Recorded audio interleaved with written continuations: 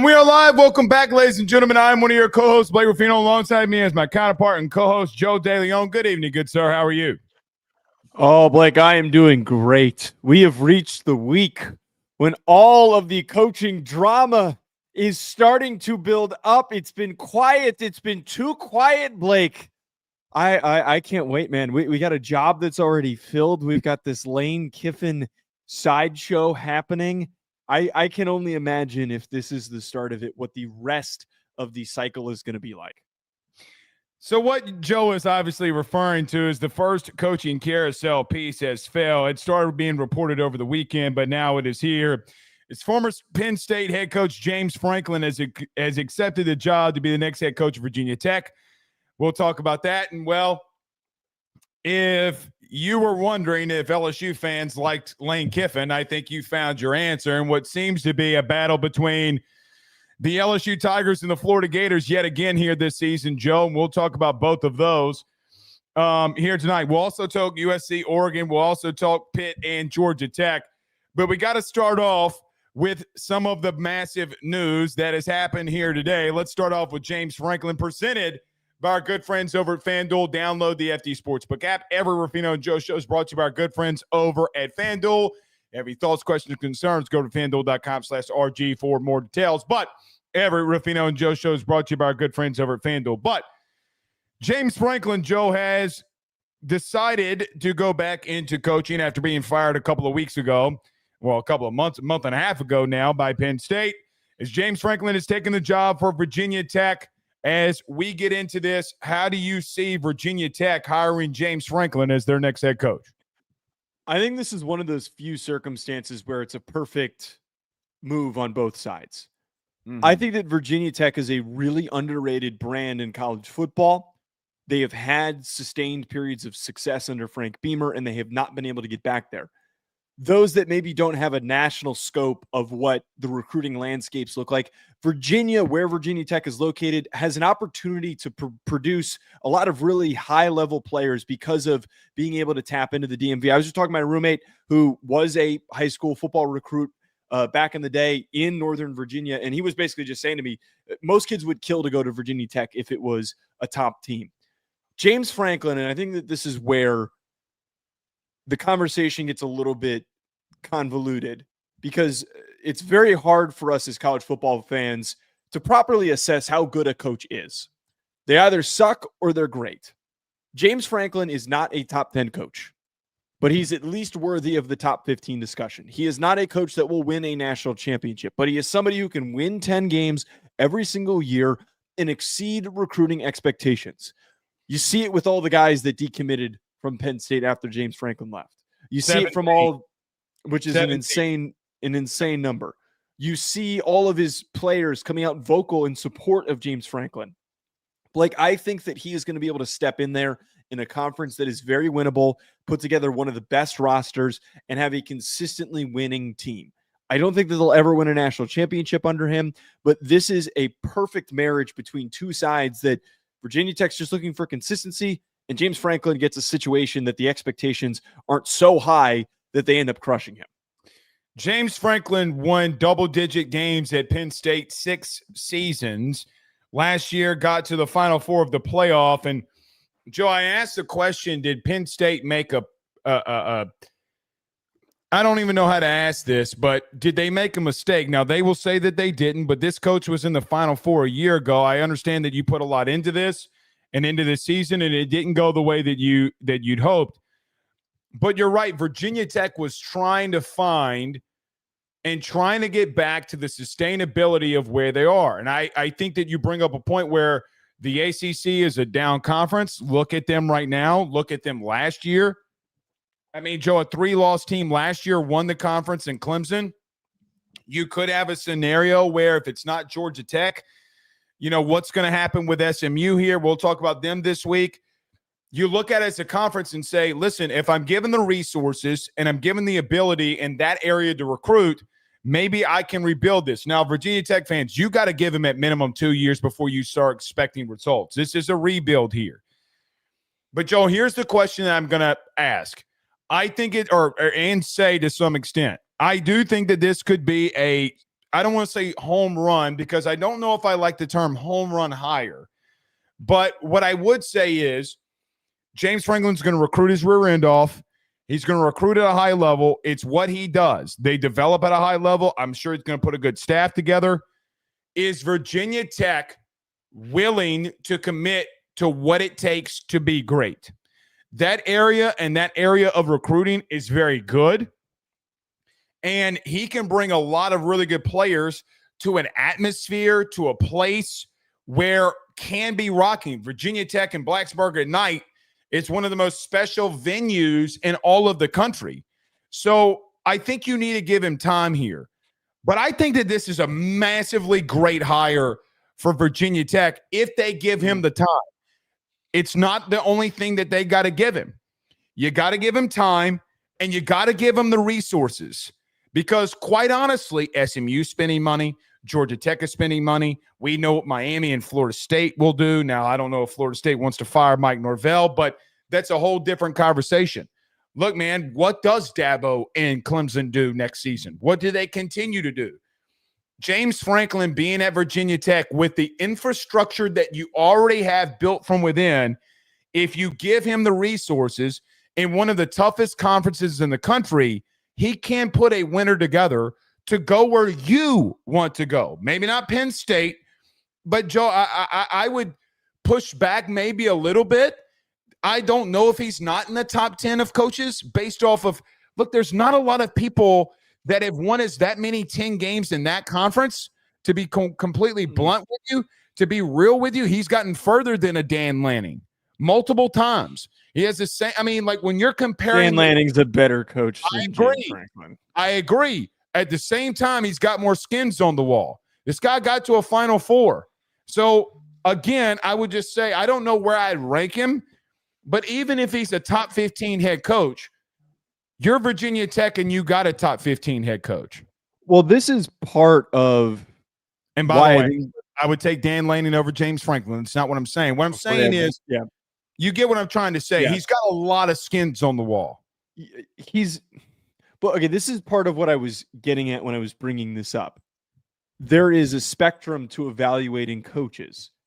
It can be true that he was highly successful at winning regular season games. Mm-hmm. It can also be true that he failed to bring Penn State up to what its standard was, which is in the national championship conversation. The 1 year where it felt like they legitimately were in the national championship conversation, they lost in the Final Four last year. Sorry, the 2 years, I guess. They lost in the Final Four last year to a more inexperienced coach. And on top of that, this year, they completely collapsed and crumbled. So that's part of this is you're allowed to be a really good coach, but it doesn't mean that we have to put him in the elite category. But this is all part of why I think that this is perfect for Virginia Tech is that they look at the list of guys that they had interviewed and that they brought in after Frank Beamer left. Overall, for the most part, they weren't going and bringing in top candidates, guys that had this much success and experience as what James Franklin has. I mean, heck, the last coach was the defensive coordinator from Penn State. So you're now able to bring in a big name that is going to do great things in recruiting. I just really stand by the fact that I think that regionally Virginia is set up to be in a really strong position to build up into the hotbed of bringing in all those top recruits. And they could pluck guys from Maryland as well that typically end up going to Maryland. And now, because he spent so much time recruiting in Pennsylvania, you're able to go and grab guys from Pennsylvania to come in as well. There's just such underrated talent. And a lot of these recruiting rankings every single year, when we see the lists of top guys, a lot of them are populated in that area. There is a real opportunity for him to turn this team into a 10-win team every single year, go to the college football playoff, maybe win a couple of playoff games here and there. This is a really perfect connection in my eyes because of some of these things that we're talking about. But they got to give him the resources. Well, but so they did. As soon as they fired Pry, they talked about how that there is this massive boost to the resources and the funding that they're putting towards football. I don't have the exact number, but that was like 25 million. It might have been more than that. Well, you got to do it every year. By the way, just a news flash to everybody, and here would be the counteract to that I'll get in a minute. He just was given $20 million, and he went 3-3. So Listen, it's cool to say that you are going to put the resources in there, but we'll see ultimately if they do that. They very well may. They're going to have to. Joe, this is also a win for Penn State too. This contract's going to come out in reference to whatever he's being paid. That reduces their buyout. So now that you have a reducing buyout because he's going to another team, again, let's say he's getting paid $5 million a year, whatever it is, they're going to have to pay probably half of that now. So it's a win-win for both of them. James Franklin was given money at Penn State this last year, and it didn't go the way that he wanted. Does that happen at Virginia Tech? That will be the ultimate question. I don't think that it will, but can they move forward here? I think this is a great hire for them. I really do. You got to give him time and you got to give him the resources, but we'll see. Two quick things, notes to add to this conversation. Okay. So Virginia Tech proposed adding, and I believe this went through, adding $229 million to its athletic budget over the next 4 years. So that's part of what we're talking about here, how they realized that $50 million a year. That's just for athletics, though. So I don't know how much more is going. Right. So about $50 million a year. Yeah. Which they said their football athletics budget before that was $41 million, which was $20 million lower than Florida State. So I would think a good portion of that probably is going to football. Brandon Marcello reported, in terms of the buyout, Penn State and James Franklin recently negotiated his buyout down to $9 million. His contract called for a buyout of $49 million to be paid through 2031, which could be offset by future earning at another job. And he's now headed to Virginia Tech. So Marcello kind of pointed out that it's what a win for Penn State. That's a massive win for Penn State. But the same time for Penn State, here's a couple of things because this is all kind of mingled into one another. You've lost 17 recruits. So whoever's going there, listen, Penn State, as someone who's been through and is going through currently a team that I cover every day through a coaching search, you better just give time. You struck out on Elko. I mean, that's pretty much well known. They were after Mike Elko. Does Eli Drinkwitz take that job? And so that will be a question mark that I think gets played out here, but you're going to have to let this thing rebuild. I get your part. Joe, I got to be blunt with you. I'm still a little floored that they fired James Franklin 6 games into the season. I know he was 3-3. I get it. But at the same time, when you let him go, things started collapsing. So you're going to have to let the next guy, regardless, you're going to have to let him rebuild. Can it take 2 years? Can it take 1? The Kurt Cignetti thing isn't always going to happen. And I think people need to understand that. I do think that you bring up a really good point here, that it's less about Penn State deciding to fire James Franklin, and it has everything to do with the timing. There's a reason why a lot of times we talk about why it's not a good decision just to fire a coach mid-season. If you don't have guys that are committed to wanting to go to the school, you risk them just decommitting and going elsewhere, or waiting for said coach that they were committed to and maybe committing to them wherever they end up going, whatever it might be. And I feel like it wouldn't shock me if we don't see a lot of these kids that wanted to go to Penn State end up going to Virginia Tech because they really liked James Franklin. Yeah, I mean, look, I just think it's going to work. I think he's a recruiter. Yeah. He's a recruiter. And I see somebody in the chat saying we don't talk about the ACC enough. Well, there's not a team in there that's a true contender. And by the way, we talked about 2 ACC games last week. So don't come up in here talking shit to us. By the way, your conference sucks. Right now, we spent a lot of the preseason hyping up these ACC teams, and it's not our fault that the ACC has produced duds with Clemson and Florida State. No doubt. And listen, James Franklin has been in one of the elite conferences in the country and did continue to get to 10 wins. Can he do it in the ACC of Virginia Tech?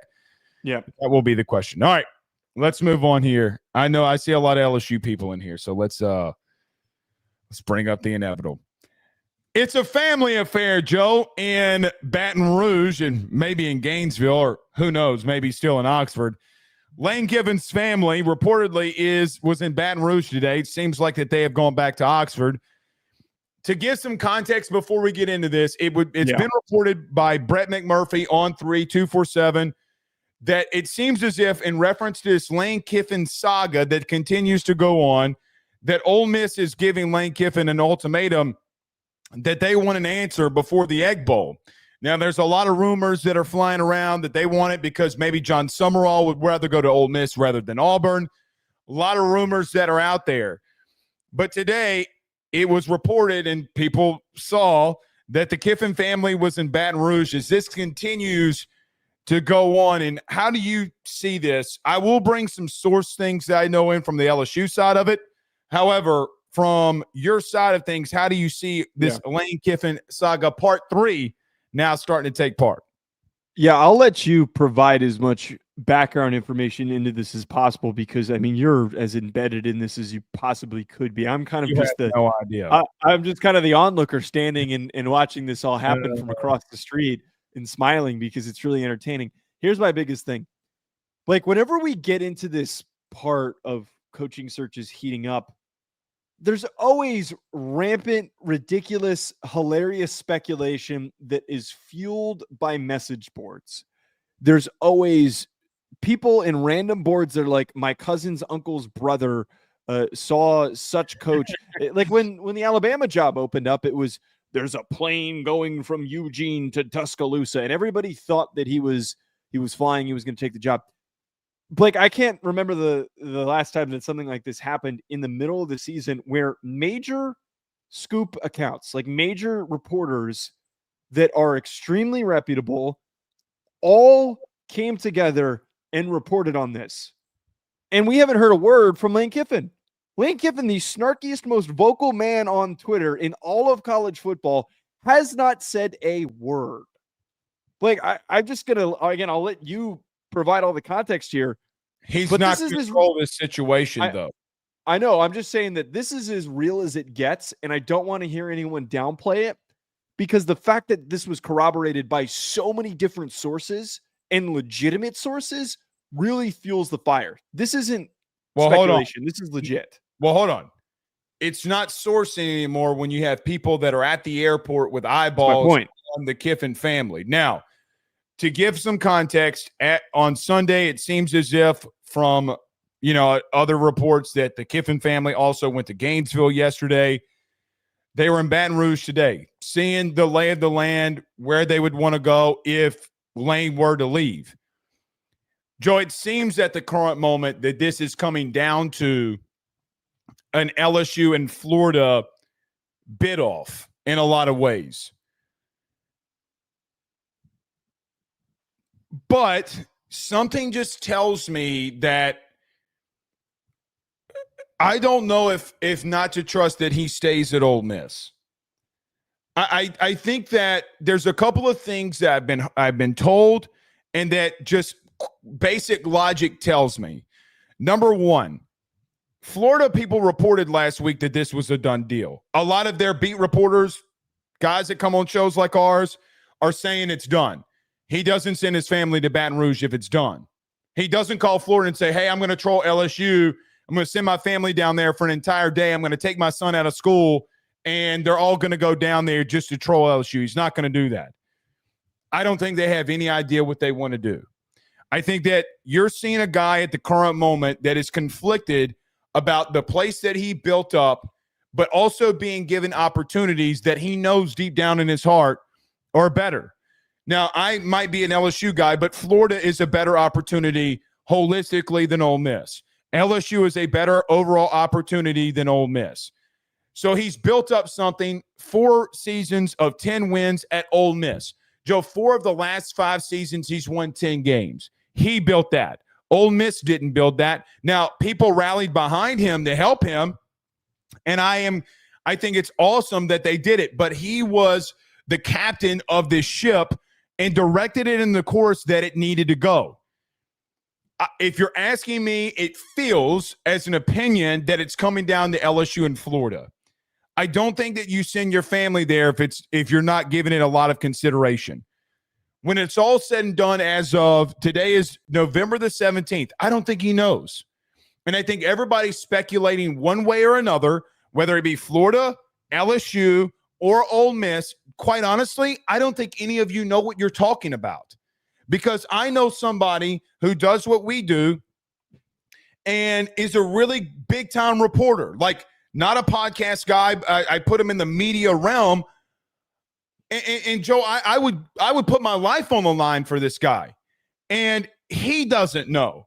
So, I don't think Lane has ultimately made the decision. What I think is going to happen here, they are going to both places. They know how Ole Miss is, and they're going to make a family decision on what they think they need to do. Now, here's another thing. Lane Kiffin's immediate family wasn't the only people on the plane. His brother and his brother's family was also on that plane. So I bring this up to say, listen, they're giving deep consideration to this. Now, if you want a deep about a 45-minute talk about what's going on, come to AYS at 7:00. But here's what I tell you. The governor messed up when he said some of the things that he said.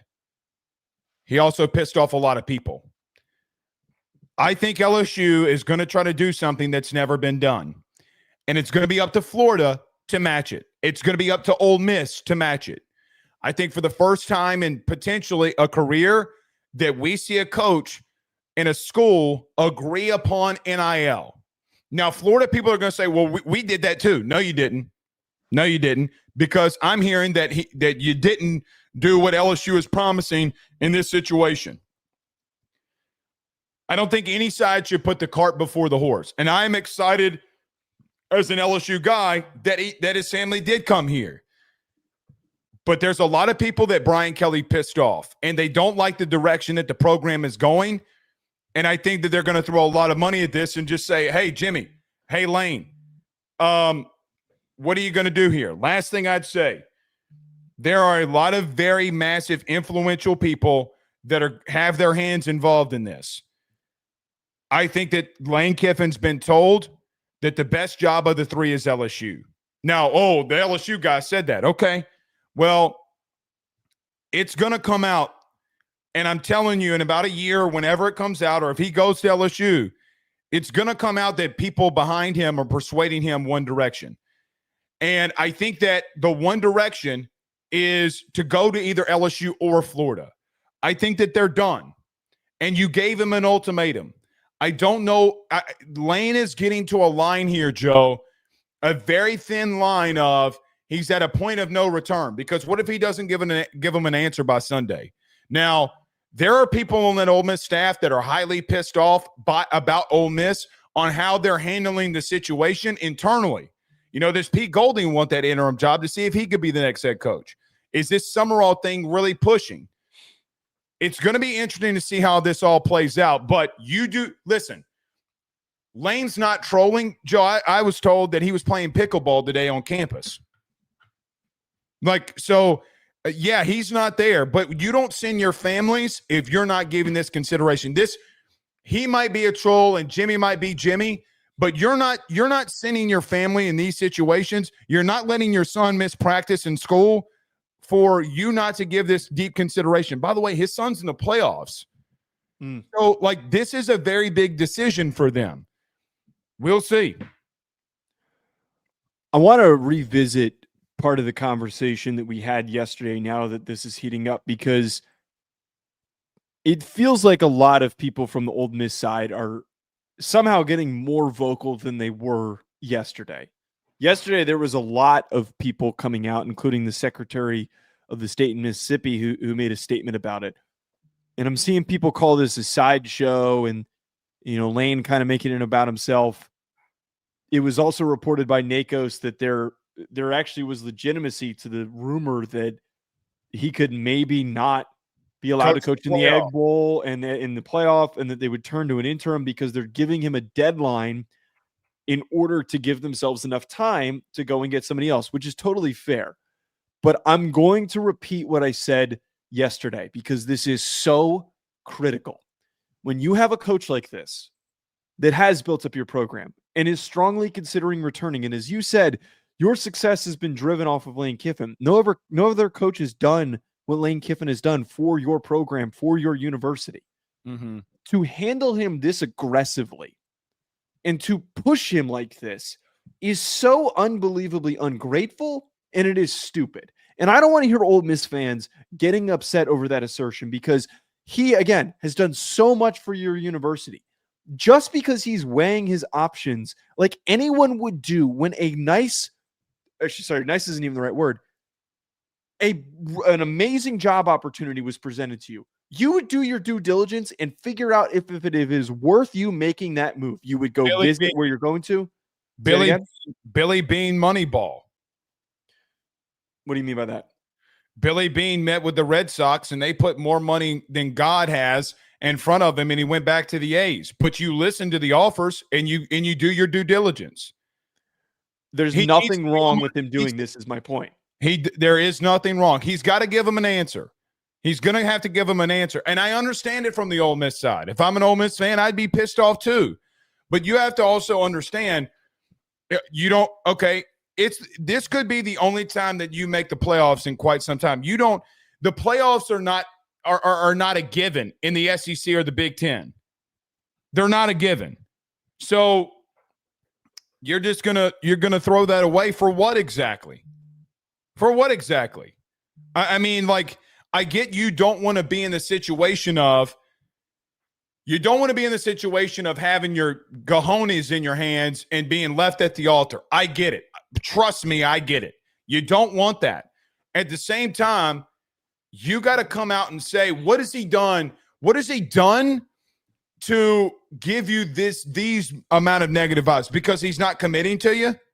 Because he's not, what's funny is you clown the coaches like Nick Saban that go out there and say, I will not be the head coach of the University of Alabama, and in less than 12 hours, he's the head coach of the University of Alabama. You would kill him. He loves the legacy that he's built there. He's trying his best not to kill that legacy.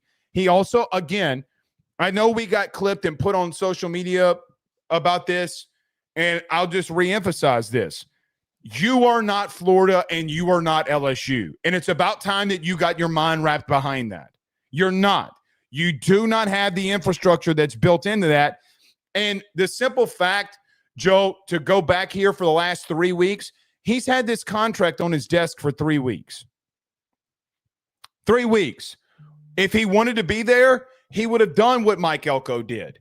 He would have done what all of these other coaches did in signing extensions. Brom, Elko, whoever it may be. There's a reason he didn't sign it. Don't act like that you didn't know. There's only one reason that he's looking at Florida and that he's looking at LSU, because you're not them. You are beating them at the current moment. 100% you are beating them at the current moment. But deep down, when you put your head on the pillow at night and you say your prayers to God, oh, please, God, you know that you're not Florida and that you're not LSU. And it's a tough pill to swallow, and that's where he's at.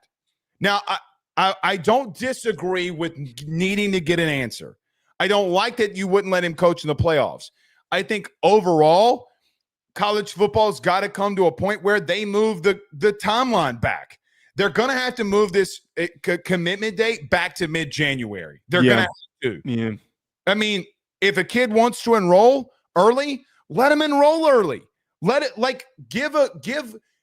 kids enroll early. But there's got to be the timelines of this has got to change, because we see in the NFL all the time that coaches in the NFL aren't allowed to be talked to until their season is over.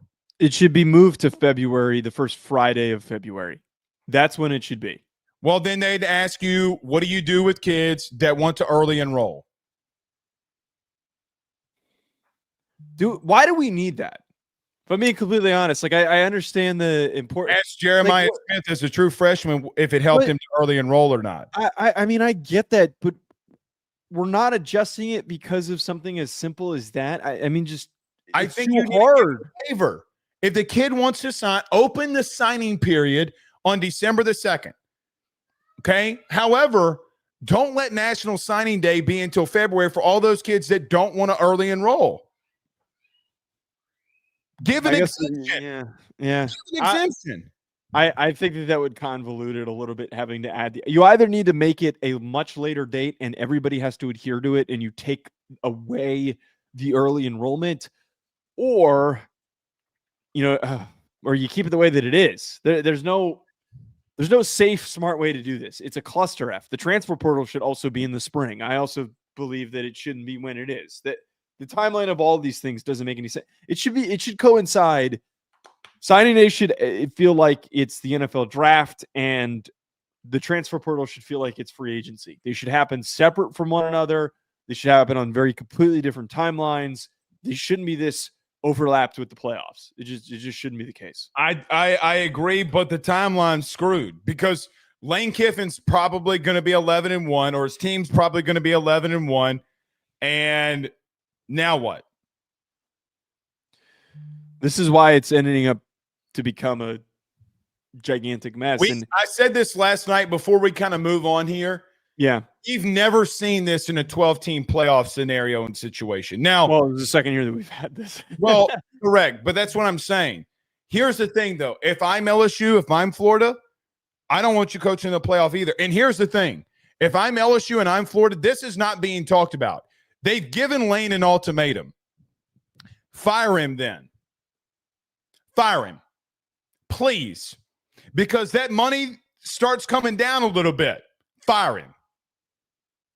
Please, for LSU's sake, who's probably going to settle with Brian Kelly in the near future, fire him. I double dog dare you.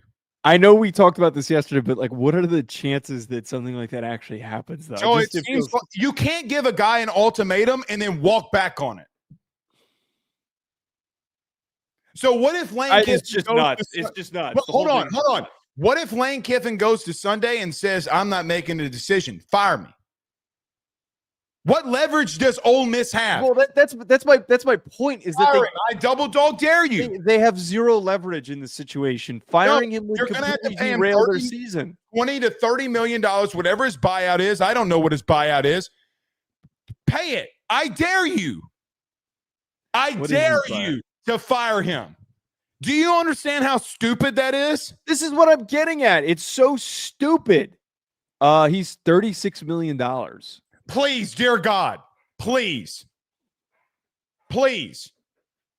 fire him. They're not. Why would they do that? That's what I'm getting at. That's the absurdity of it. God, this is why it is so dumb and absurd. Ole Miss, act like you've been there before. They haven't. Act like you've been here before. But they haven't. This is the most barnyard ass handling of a situation as possible. They haven't. So they don't know how to act. Wait, I think this is a relative good analogy. We talk about coaching situations with schools. We compare them to marriages and relationships all the time. It's kind of like if you're going through a breakup. A lot of people say that if you're going through a breakup, you should just take a step back and let whoever figure their shit out, go through their own thoughts, and then make a decision. But the minute that you start pressing that person, you start begging them, you start telling them how much you appreciate them, and you maybe even tell them like you need to decide what we're doing, and you give them an ultimatum, they're gonna walk. This is what I'm getting at here. It's dynamic 101 with even non-romantic relationships. I don't understand why they thought that this was a good idea. Act like you've been here before. And he could have ultimately decided to stay.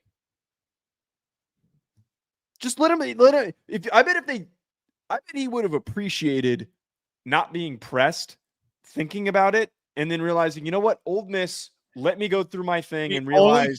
The only thing that makes sense is that pressure's being put on by guys like John Summerall to say, like, hey, man, I'm probably not making the playoff. And you got to make a decision, because if Lane doesn't go and you don't fire Lane or you don't move on, I'm going to Auburn. And it terrifies them. Do they have even we don't need to go down that rabbit hole. I'm going to say, do they even have a shot at Summerall? I feel like Summerall, if he goes somewhere, he's going to Auburn. Here's the thing that I'd say. People don't give ultimatums if their side chick's not ready.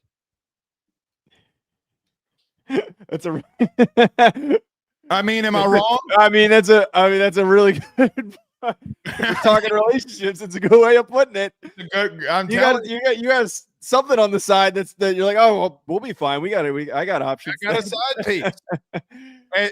As the great song once said, I got a dime that's top of line, slim face, cute face with a big behind.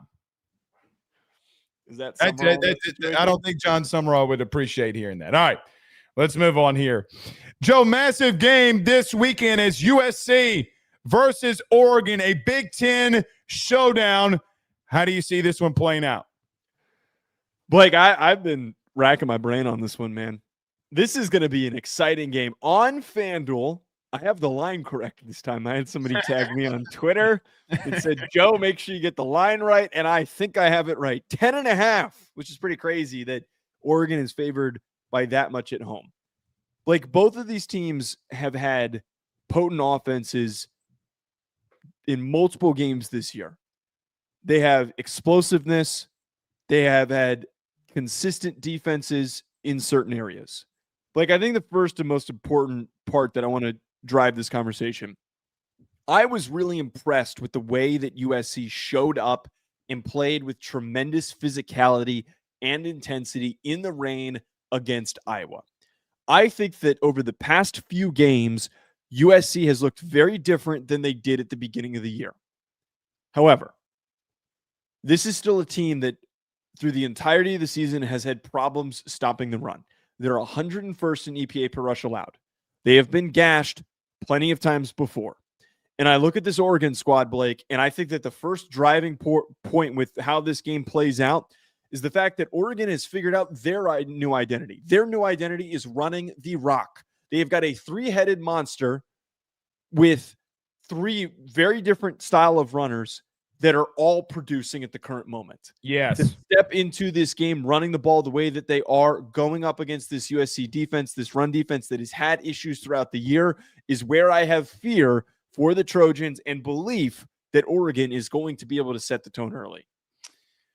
USC has not been great on the road this season, and I think that's pretty fair to say.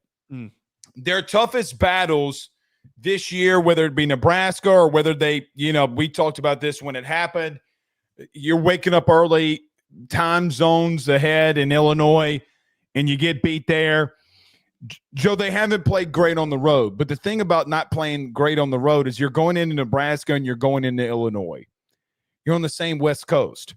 Now, it would appear that rain yet again may play a factor in a USC game here.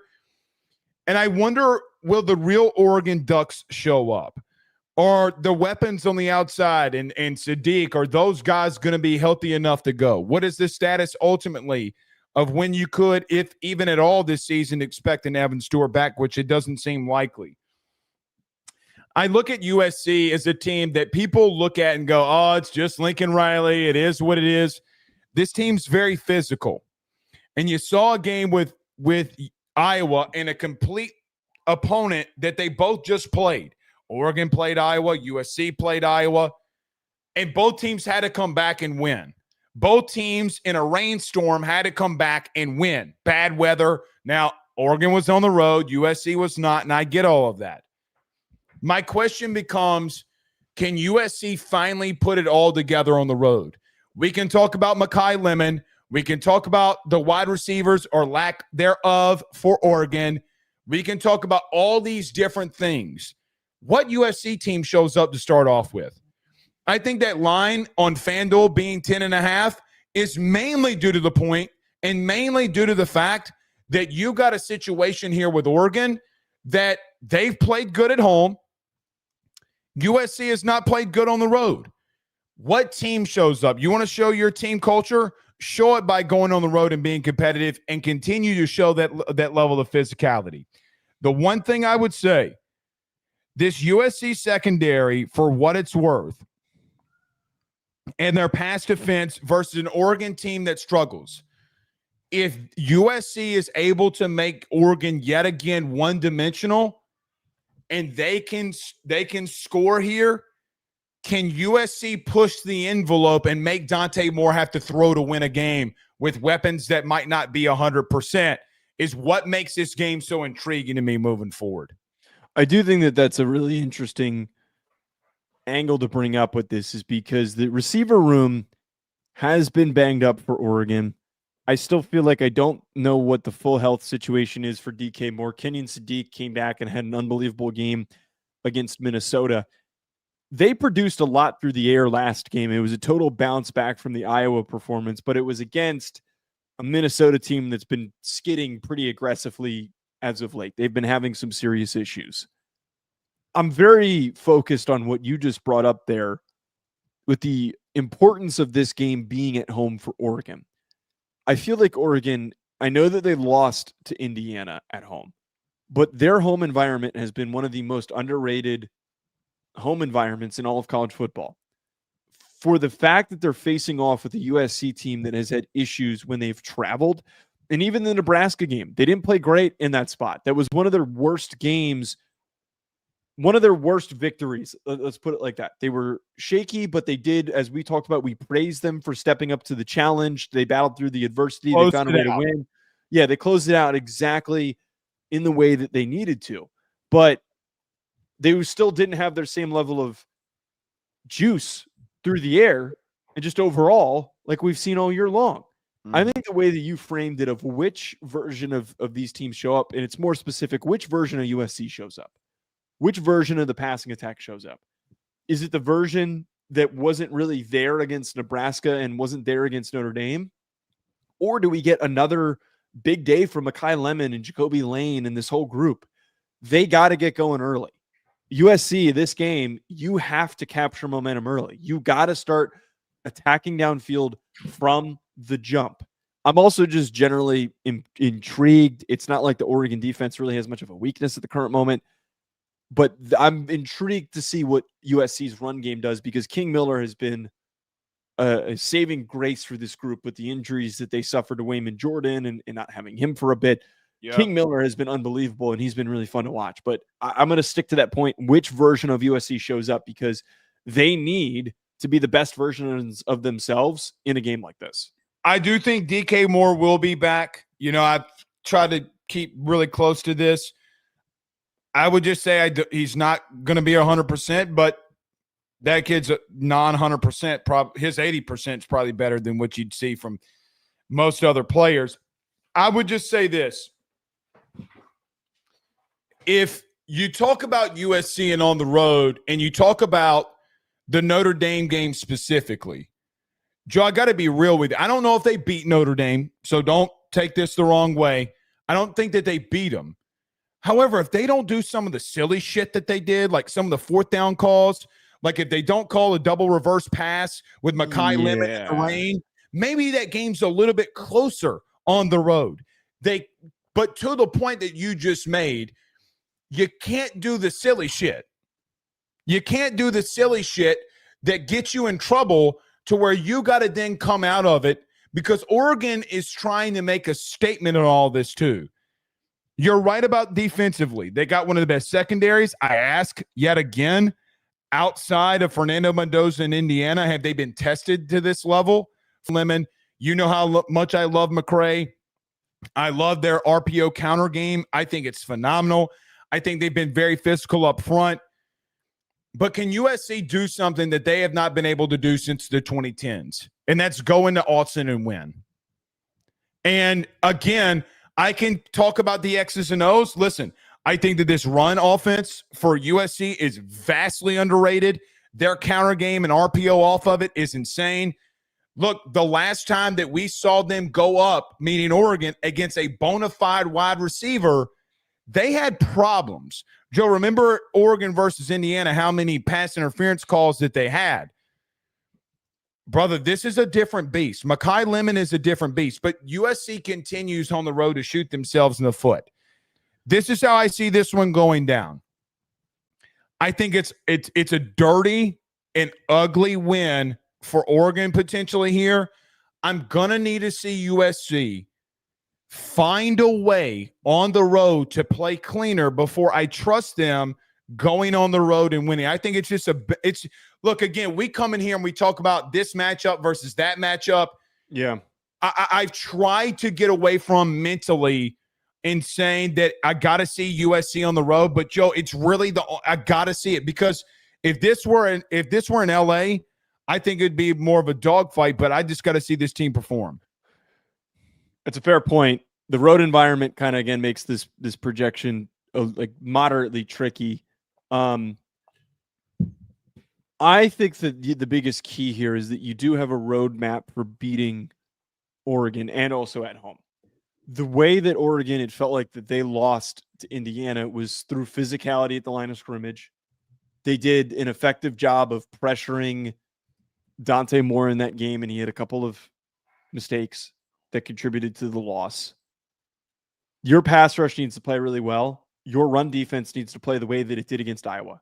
It can't play the way that it did against Notre Dame, where it got completely gashed, it got completely ran past. This Oregon run game has the capabilities we're starting to see to take over the game and to create a pretty big cushion for them. Here's my biggest thing, though, with USC. Which, by the way, their run defense has not been great at USC. They're 62nd in the country in run defense. Right. That's my point. The one bit with this is always, and the reason why I've respected USC to this point, it's just like how we saw Texas A&M surge back from a big deficit. I'm not projecting that USC goes down by 27 and they come back on Oregon. Having as much speed at receiver as they do and having the ability and willingness to take shots downfield enables them to get back into a game if they do go down by 2 or 3 scores. There is a real chance this game ends up being close. I would feel pretty strong about USC covering that 10.5 point spread, but we'll see how this thing transpires if Oregon just sets the tone and locks this thing down from the jump. We'll see. I think it's an intriguing game. I'm still going to take Oregon. I don't know about big spread. It's a pretty big spread. All right, let's move to the last game here before we get to some super chats. Joe Pitt coming off a game versus Notre Dame where they got beat. Pat Narduzzi said he didn't really care about that. And Georgia Tech having to squeeze one out yet again. Is this one starting to shape up in the ACC? Pitt versus Georgia Tech. How do you see it playing out?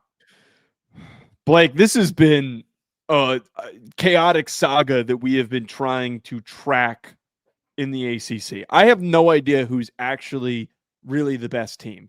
I thought it was Georgia Tech, but we've kind of learned as of late that this Georgia Tech defense is shockingly not very good. We always thought that Georgia Tech's defense was going to be stout and physical and tough like they were last year. 121st in EPA per pass allowed, 110th in EPA per rush allowed. We watched last game as Boston College hung around with them and got a bunch of huge, big chunk plays on the ground and through the air. We saw it against NC State where they gave up a ton of big chunk plays on the ground and through the air. At the same time, Pitt was finally challenged by a real competent team. By the way, Georgia Tech is a 2.5 point favorite on FanDuel for anyone who's looking for the line on this. The minute that Pitt played against a competitive team, they got punched in the mouth and they pretty much surrendered. There is an opportunity for this game to be quite high scoring, knowing that Haynes King is one of the most dominant dual threat quarterbacks in college football, knowing that Mason Heintschel is willing to take risks and shots against what is going to be a very shoddy defense. But I lean Georgia Tech at the current moment because I can't really rely on a true freshman quarterback knowing what Brent Key does in spots like this. The problem is that the number one total offense in the country is Georgia Tech. And their defense has been god-awful. They can't stop anybody. They couldn't stop a nosebleed with a tampon, if I'm just being honest with you. But Haynes King is probably the biggest story in all of college football that nobody wants to talk about.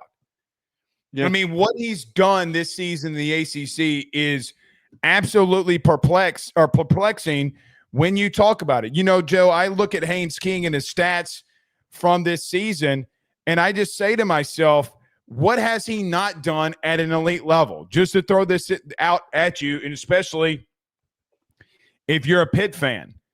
Joe, he's completing 72.9 or 72.7% of his passes. He's thrown for 2,259 yards with 10 touchdowns and 2 interceptions. But the run game's where he's dominated.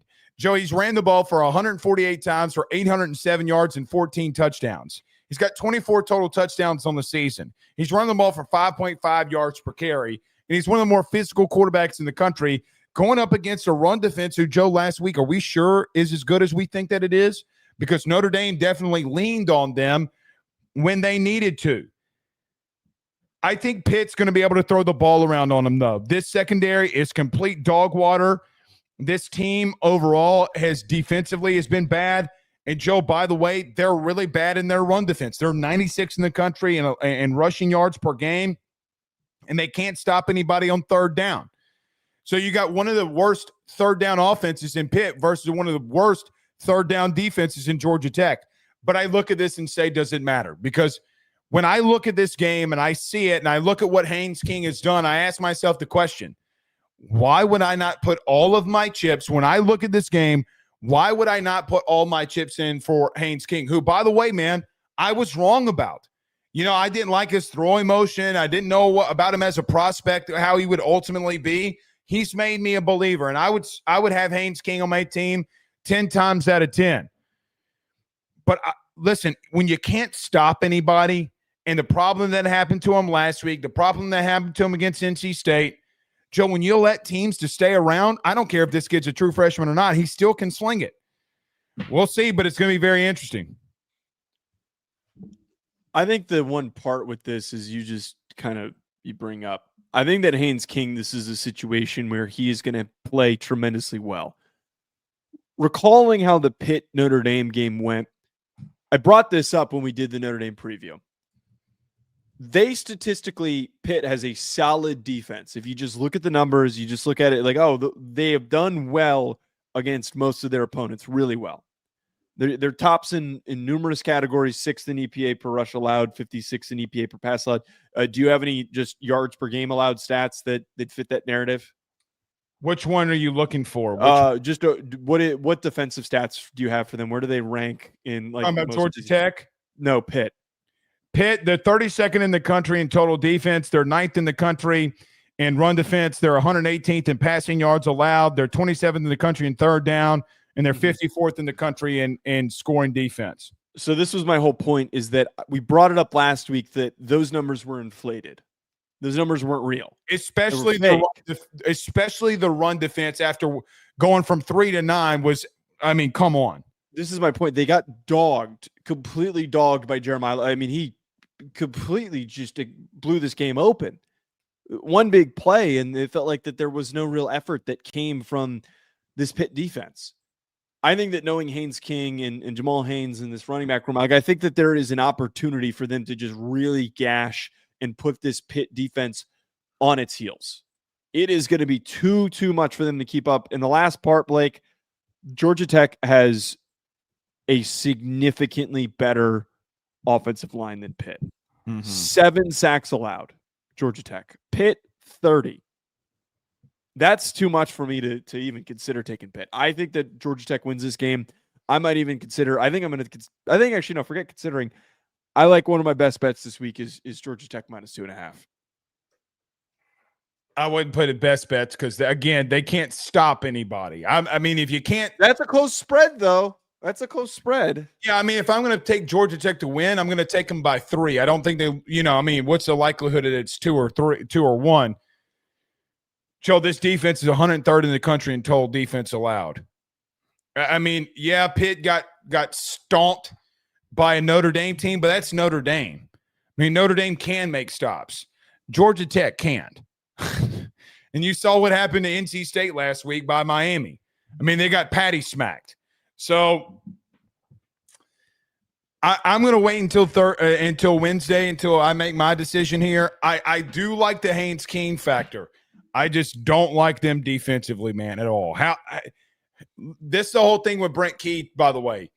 You better build a room for Haynes King in your house. You better, if the kid's ever going to get married, you buy the engagement ring, you pay for the reception, you pay for everything if you're Brent Key, in my opinion. But I would lean Georgia Tech at the current moment. I'm just not willing to say that I'm going to go there yet. All right, that's fair. I'm taking Georgia Tech though. I can't. I'm with you. I'm with you to some extent. I just can't make it one of my best bets of the week. I can't do it. All right, let's get to a couple of these super chats here. Penn Jones says Knox was visited University High in Baton Rouge a few weeks ago. I can't confirm or deny that. I obviously can't either. I don't. I think that they both went to Gainesville and Baton Rouge to do their due diligence. The kid's gone and taken official visits or unofficial visits to 5 LSU games this year, by the way. His sister also is dating their middle linebacker. He's going with – go ahead. Well, I was just you're saying – never mind. You're saying in terms of why he would be there. He's going to 5 LSU games this year. Yeah. He's been at Ole Miss. He was at Bama. He was at Florida. He was at Alabama. I mean, like – but his sister also goes with him and takes care of him. So, I mean, he's going on unofficial visits, but he's been to 5 LSU games this year. Wouldn't surprise me at all. Yeah. I got nothing. Well, I just don't know. I don't know enough about Knox. Kiffin. U-High is like where Lamar Brown goes to school. It's a school. I'm understanding. I'm fully understanding now. Okay, that is a little. If that's true, that's a. Well, what did they do today? Sign. I don't think that a few weeks ago they did. What did they do today? You don't. What did you come down? What did they?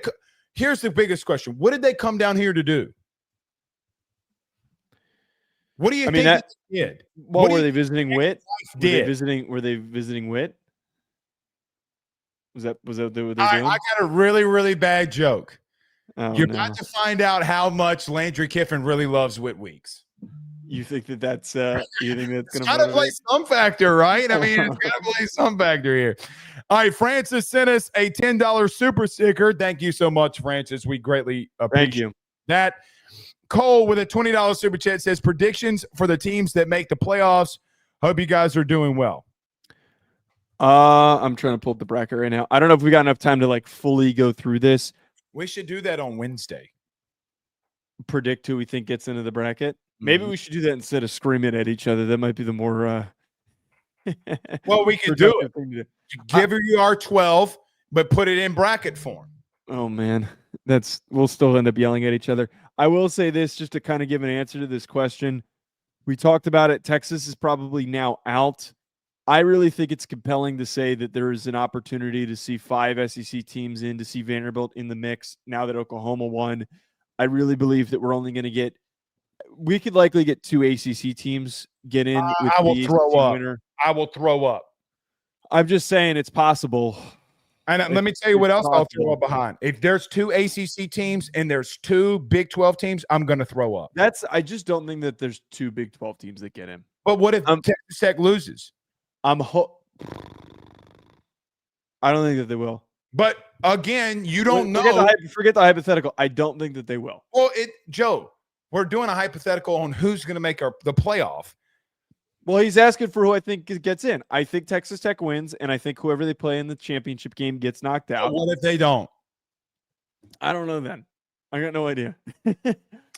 Mr. Terps with a $5 super chat says, who has the better stadium environment, LSU, Florida, or Ole Miss? It's LSU.